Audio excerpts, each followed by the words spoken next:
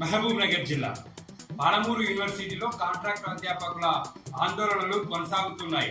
Administration building ముందు నల్ల బ్యాడ్జీలు ధరించి కాంట్రాక్ట్ అధ్యాపకులు నిరసన తెలియజేశారు. అనంతరం ఫార్మసీ కాలేజ్ వరకు ర్యాలీ నిర్వహించారు. కాంగ్రెస్ ప్రభుత్వం ఎన్నికల్లో ఇచ్చినటువంటి హామీని అమలు చేయకుండా జీవో 21 విడుదల చేసిందని కాంట్రాక్ట్ అధ్యాపకులు ఆందోళన వ్యక్తం చేశారు. తమని వెంటనే రెగ్యులరైజ్ చేయాలని, జీవో 21 ను వెనక్కి తీసుకోవాలని కాంట్రాక్ట్ అధ్యాపకులు ప్రభుత్వాన్ని డిమాండ్ చేశారు. వనపర్తి జిల్లా గణపురం మండల కేంద్రంలో వరంగల్లో జరిగే బీఆర్ఎస్ పార్టీ రజతోత్సవ సభ సన్నాహక సమావేశానికి మాజీ మంత్రి నిరంజన్ రెడ్డి ముఖ్య అతిథిగా హాజరయ్యారు. రజతోత్సవ సభకు పెద్ద ఎత్తున తరలి రావాలని పిలుపునిచ్చారు.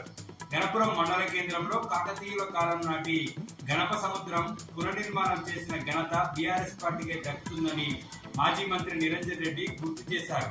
ముంపు పరిహారం 25 లక్షలు ఇస్తానన్న కాంగ్రెస్ నాయకుల్ని నిలదీయాలన్నారు.